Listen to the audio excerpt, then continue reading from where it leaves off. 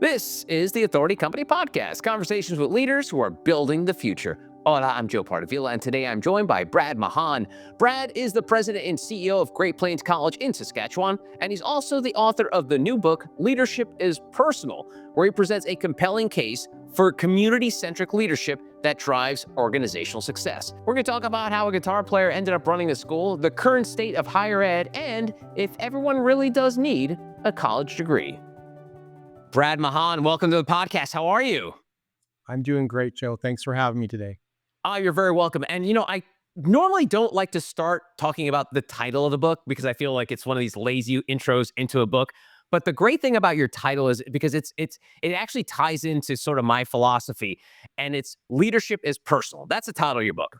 And years ago, there was this Twitter executive, Sarah Personette, who said, business is the most personal thing in the world. Because, we always have this cliche, Brad, which I'm sure you kind of tie into the book somehow, but like, it's not personal, it's business. And I say, BS to that, Brad.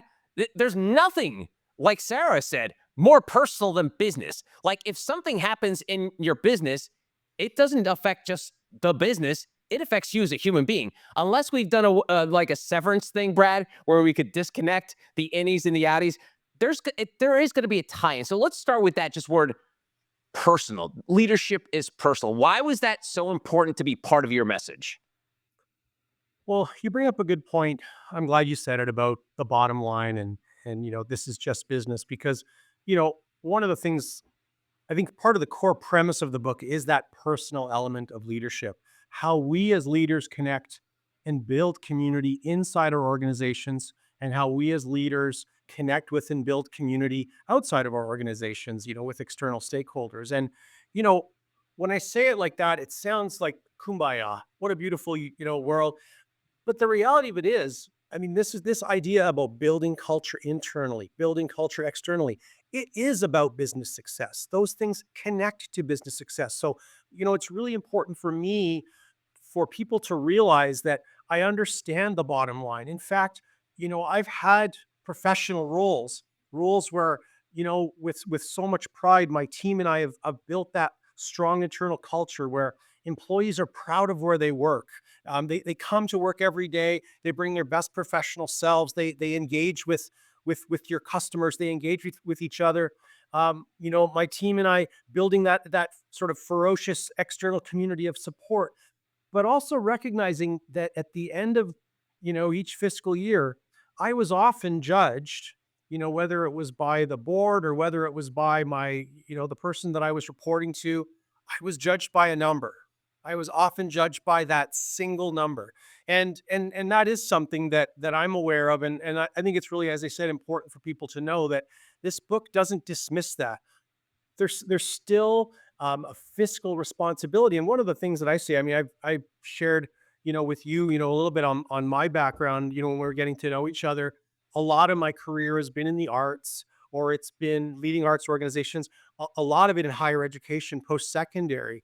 And one of my messages, to my constituents and my stakeholders is, yes, it might be running a faculty or a college or a university, but it's still a multi-million-dollar business, and we still bring that business acumen to it. But getting back, to where we started, we never want to lose that personal element, that connection, because at the end of the day, that good work that we're doing both inside and outside of our organization, building that community of support where whether somebody is inside of your business or outside of your business, however they engage your business, they look at it and they say, that is a value. I value that business in the community. If you can get there where the person in the hallway or the person outside my window here walking down the street says that business is important to our community, I mean, that is such an important thing for you to have cultivated.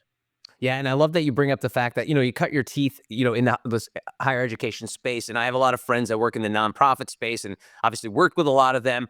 But it is funny how from the outside world, when you hear nonprofit and education, they're like, oh yeah, so it's all altruistic. It's all philanthropic. Well, yeah, no, at the end of the day, it's about business. And it's funny. I remember I was talking to someone once in the nonprofit world, and I was joking with them. I'm like, you guys are the most ruthless people in the world because those nonprofit dollars are few and far between, and it's a struggle to succeed and acquire assets for a nonprofit to grow and to succeed. So tell us about how in terms of that, like higher education, where like, yes, the goal is to educate people, but as you mentioned, that bottom line, that little number at the end of the year, that's equally important for many people as well.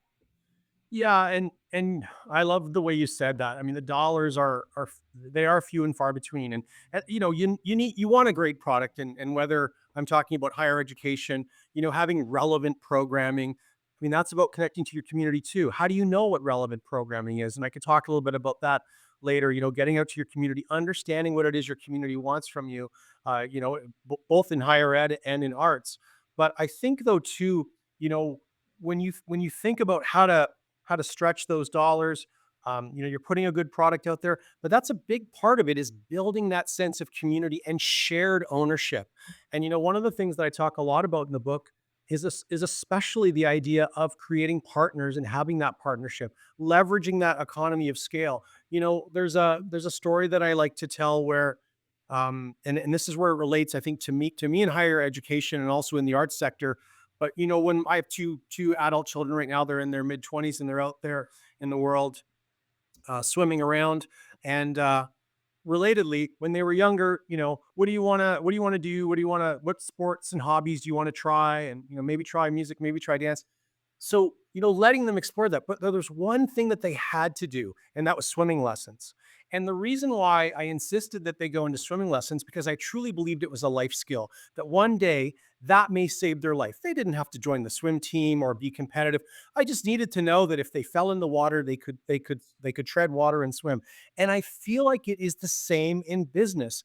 That ability to go out into the community and create those meaningful win-win relationships, that is a survival skill. That's a life skill in business, especially if you're in a sector where, perhaps like we compared it to arts and higher education. Yes, we're bringing in revenue through customers. If you're in an arts organization, you do have people coming through the ticket style and paying those ticket fees. But often the tickets aren't paying your costs alone. To your point, there is some philanthropy, there is some funding, there's some partnerships that are happening. And the same in higher education. Yes, students are coming and they're paying their tuition, but the tuition doesn't cover the cost of operating the organization. So again, what partnerships can we find in the community? Meaningful partnerships where we leverage those economies of scale, find those values that align, so that we can serve our students, serve our clients.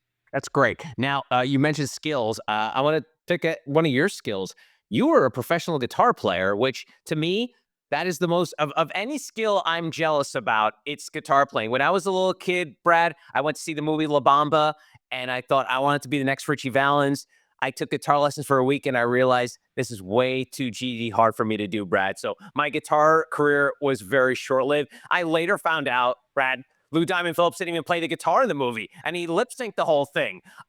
But that's neither He here nor he there. did it well, though. He did it well. You did do well. Thank you, Brad. But talk about you mentioned how like life skills and swimming with your kids.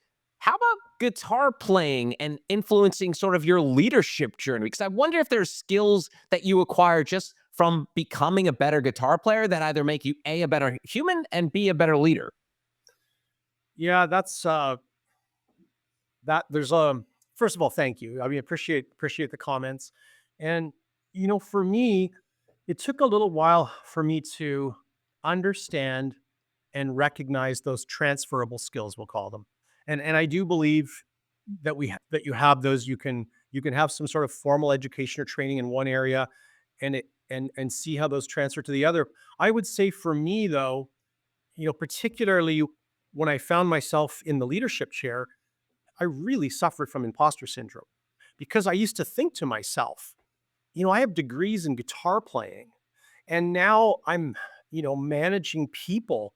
And, the budgets kind of went from six figures to seven figures to eight figures. And again, it's I think easy to feel a little bit and understandable to feel a little bit of overwhelm. Not well, man, so many of us we were trained for leadership. I didn't lie in bed at night as a youngster, as a teenager, and dream of leading a post-secondary or leading an arts organization. I mean, often, I was dreaming about, moving to LA and being a lead guitar in a hair metal band or something like that. I mean, that's what you dreamed of.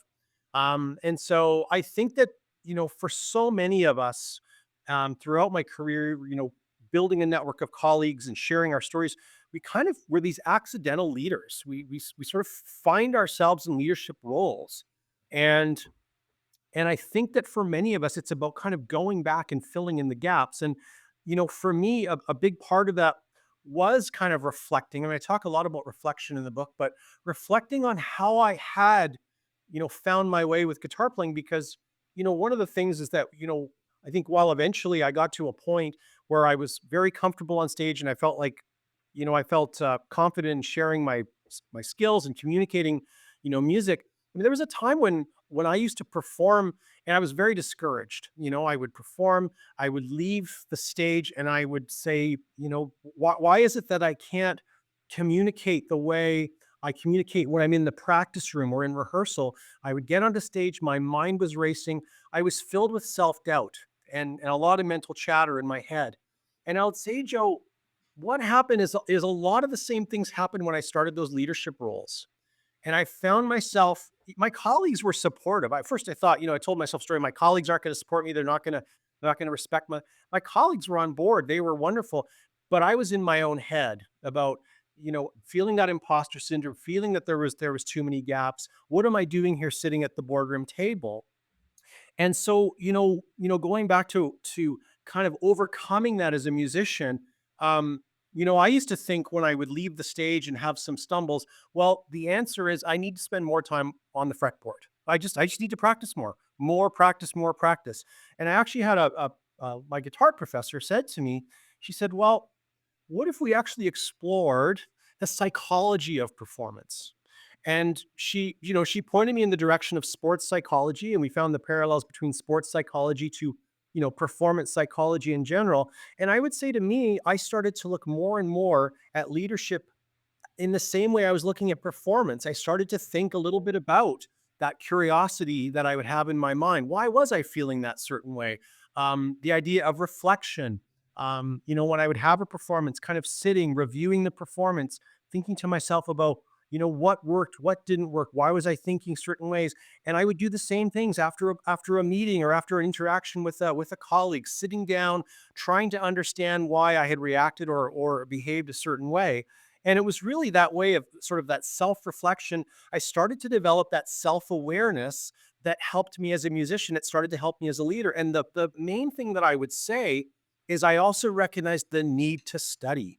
And I will say, as a young leader, I didn't understand that leadership was a discipline of study. And I began to find and immerse myself in leadership literature, learning from others who, had done the things that I was just beginning to start to explore. And so I found that connection, as I said, between that sort of the psychology of sports to the psychology of performance to the psychology of mindset and leadership.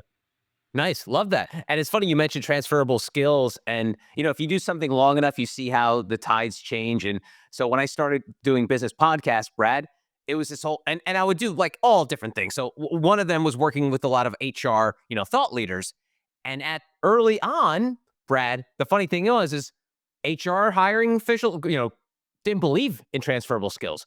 You only hire on past experience.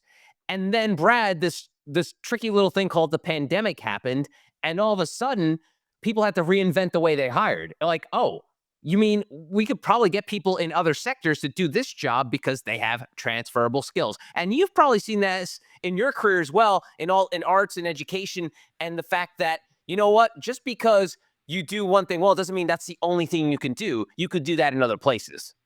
Absolutely. And I think to those points, it requires a little bit of a deeper dive on some of those folks that are coming into your organization. And I think, competencies matter. I know we often, and I do it currently and in other organizations I've worked where we have these, you have to have this many years minimum and you have to have these credentials. And, I certainly don't want to dismiss that. But we also have to recognize that years of service and credential, these are things that are learned or earned over time. But getting to know who these people are and what do they value? What are their qualities as a person? And how does that align with your organization?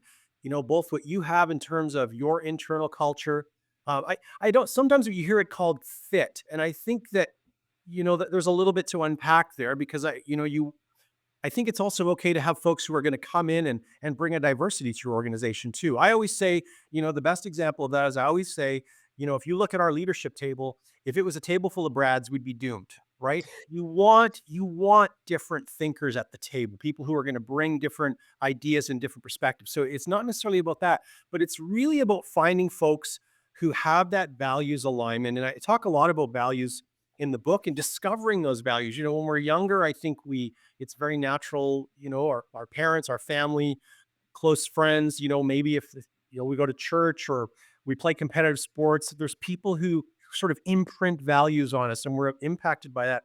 I think at some point though, as we kind of fly the nest or get out into the world, we start to think to ourselves, who am I as a person, right? I mean, you've got these family values rooted, but what is it that I really value and believe?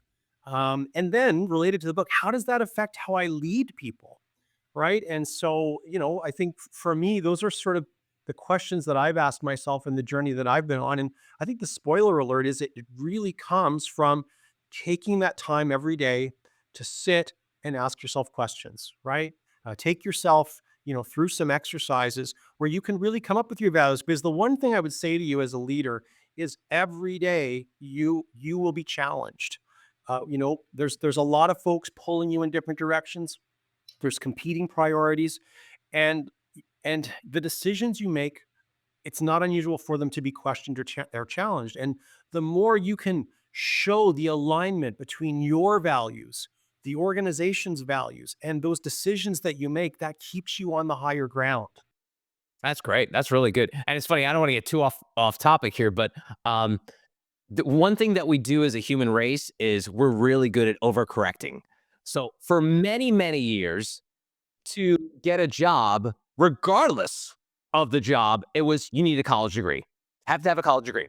And now the overcorrection has happened. Now it's like if you've got a pulse, you can apply for this job.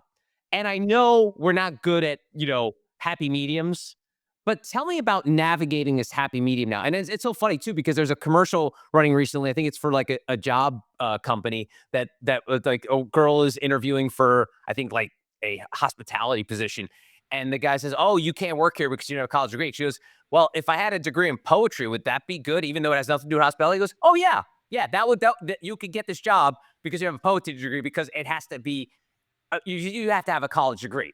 So tell me about now as we navigate 2025, where we went from everybody has to have a college degree to now nobody needs a college degree. And of course, I'm exaggerating here, but tell us how we thread the middle there. That is, I think, and what you highlighted, a great question, and I think that really does a nice job of setting the table of the current state. There's never been a time where we've had to really justify our existence or validate our credentials in many ways. And I think that I think part of it, Joe, in total honesty, I mean, I think we can own some of that. I think it is up to us as leaders, and I'm speaking to my colleagues in post-secondary, it's part of us to get out there and tell our story and to tell people about our value proposition. I think that's on us. And I think, again, one of the ways we do that is to get out, to be visible, to engage with our community, participate, show that we are part of the community that we serve. And I really believe in that service. And so I think that comes a little bit on us is getting out, telling our story, that value proposition that we have. And then I think also in being provocative and engaging in that conversation about what are these new alternative credentials. And you hear things about micro credentials or how do we evaluate competencies, right? Okay, maybe this person doesn't have a traditional post-secondary background, but they have these, can they demonstrate these competencies? And I think more and more, you see some alternative forms of credentialing or education happen with companies like Microsoft and Google, offering up to bring folks on who may not have a lot of background experience and train them themselves. But again, I think the folks that they're bringing in are folks that they're looking for that cultural and values fit and saying, "Hey, we'll help train you." So anyway, it's sort of a long roundabout way of saying I think we've got to meet people in the middle on this one. I think we've got to get out there, tell that story, and and basically show people why it is we still matter. Nice. All right, well, let's get to the book. Leadership is personal, and I want to get into community engagement. And one of the things that I've always found fascinating is that if you live in a college town, it's it's assumed that college town means, oh, it's a college in a town. But if you live in a college town, you know it's more than that, because it's almost like that college becomes a living, breathing part of the community. Like, if it's as if you took that college out of there, that town would be dead, because so much goes with it, whether it's when it comes to the economy or culture. So, tying it into the book, tell me about community engagement and higher education and how it works. Maybe there's something in the book you can mention, but let's dig into this a little bit. Yeah, sure. And I loved that example you gave about the college town, because I think when you have those examples of a college town, I think there's a great example of, in many cases, a community, when you ask those community members, about the college, what is your opinion? Do you value, folks will recognize the greater impact that that college brings. And what I mean by the greater impact is, yes, the college's business sector may be to, educate and train. Uh, Perhaps the college employs many people. It's a big part of the economy in the community as well, too, right? It's part of that economic sector. And I think that that's part of it. It's back to the first thing that you and I talked about. I mean, we're talking about this idea of community engagement and building culture, but remember, it still is about that business success. And so, getting out there, being visible, participating, finding out what matters in the community, and then being part of it. And I think that's a really important message to have is, understanding what is it that your community values, and then how, as you as a college, can you intersect. And, I'll give you, an example. At our college, we don't have varsity athletics per se, but there is a Western Hockey League team in one of our campus communities, and obviously they're a big part of the community.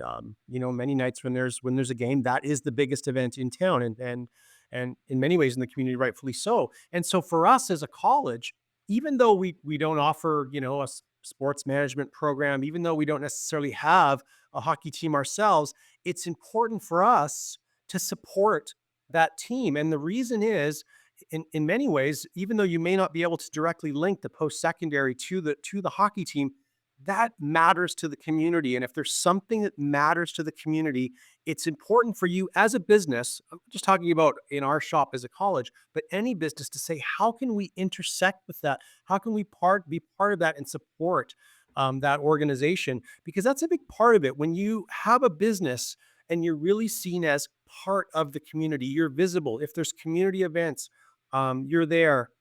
I'll share a story with you, because I mean, this is something that I've been saying for years. And it was actually just recently we were in one of our other campus communities. They were having sort of a town economic fair, if you will. And we set up a booth because we thought all of the businesses in the town are going to be there, so we should be there. We set up a booth, and I came on the second day, and my staff member was at the booth, and I said to her, I said, how's the traffic been? And she said, well, there's been a lot of traffic. A lot of people have walked by, but not many people have come and interacted with the booth. And I said, oh, and before I could kind of answer or have any, she said to me, but this event is really important to this community, so I think it's great that we're here. And I thought to myself, I thought that was a great moment, because I thought, yes, that is exactly what we want. And the cool part is that was one of my colleagues, an employee, saying it back to me. And I thought to Mm. myself, yes, it's happening, right? Folks internal are recognizing that, for us to be that meaningful part of the community, we have to get out there and participate, show people. I mean, I can tell you that we're engaged with the community, but I want you, if you're out on the weekend or if you're at an event, you're going to see us there. You're going to see the brand there. We're going to be participating. We're going to have our logos there, right? We will support those events. And I think the only way that you know which events, to connect with, is to get out there and do it. And I have a motto, and I've had a few, grateful to have had a few stops in my journey. But I often say to, and I've recognized, and I say to other leaders, especially new folks, is, sometimes that first year it's about quantity over quality. I kind of would say I'll go to anything. So yeah, you get invited to a barbecue, some community bar, you go, I will go to anything because I think you need to try all of these events once to really kind of understand how they intersect with the community, how your business can be meaningfully a part of it. I would say, after that first year, you start to maybe get a little more selective and realize where you can really focus your energy on. But again, that first year, it's that quantity over quality. And then you'll find the quality after that.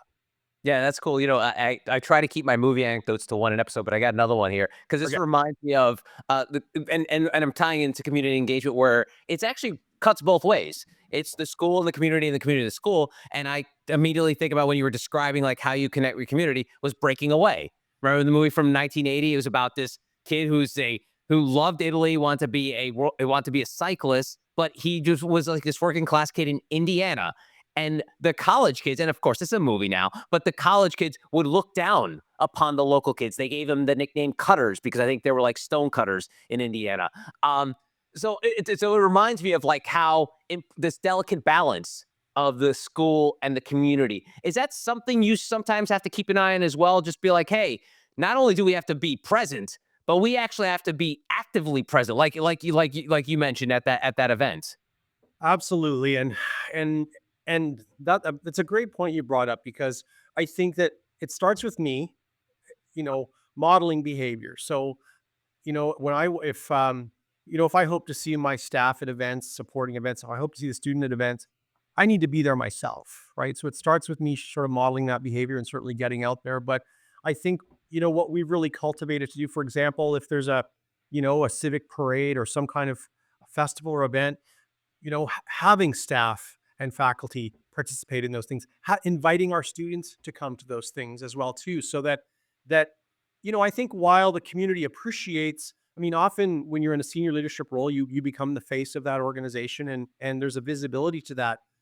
But I think it's really important for your internal stakeholders, your students, your customers, whoever, however you want to turn that, to bring them along here as well too. And so one of the things that we've really worked to do is to have our students part of these things too, whether it's in one of our other campus communities, there was we have sort of the business sector has these chambers of commerce, these business associations. They have their annual fundraising. We had students from our hospitality program, do the service. They did the bar service. They did the table service. A chance for the students to participate, in something like that. Actually, really proud because tomorrow night, I mean, another campus community, again, another one of these business association, chamber of commerce. We have many of our first year and second year students are meeting. We have an open house with some of the business leaders and community leaders coming in because it's a bit of a mixer. So the students can explain to them who they are, what it is they're looking for employment, and a chance for the community leaders to kind of come in and say, this is my business and this is how we might all fit. I mean, it's a bit of a matchmaker, if you will, right? But I think to your point, it's making sure that the students are sort of integrated into the culture, of the community. Back to I mentioned the hockey team. I'm in Canada. I got to talk to you about hockey, right? You Sure. knew that was going to come, and so back to our hockey team here. Having a college night where we work with that organization to make sure there's one evening where in force we have our college night, we have our students come down, they have discounted tickets, and we really kind of take over the rink for that one night. So I think it's important for our students too. I mean, not all of them will stay here after graduation. Not all of them will stay in the community. I mean, we hope they will because that's part of the, that economic impact they have when they decide to come here, they train here, they end up getting a job here. That's fantastic. They raise their life here, build their life. But I think not all the students will, but you hope that if they do leave, that they take a little piece of that with them, that they understood, they have a piece of that community with them when they go. I love that. That's great. And I like to wrap up these conversations, Brad, by talking about the dedication in the book. And they're usually short and pithy, and sometimes it's mysterious. I think mine was like to my wife and mom, but yours is for those who have mentored me and each colleague and partner I've had a privilege of working with in appreciation for your trust and camaraderie. What does it mean to dedicate of all the people on the planet? Why was it important to dedicate the book to these folks? Work has been a big always been a big part of my life. I mean, now people listening to that say, "Well, is for many of us we spend 40 plus hours," but I think beyond that, it's for me, it's been a big part of my identity. Going back to being a young person and wanting to have a life with the guitar in my hands, and it was something that I thought about all the time, and I think the same thing with work. I'm very invested in it, and I get a lot of satisfaction. And relatedly, then back to your question, I've come to so I've had the privilege over the year working so many different people, so many different colleagues, so many people have taken the time to help me along the way. I think for me too, I certainly have made mistakes, and I think part of this book, I share those mistakes, and how what I've learned from them, and what I now, if I could go back, what I would do differently.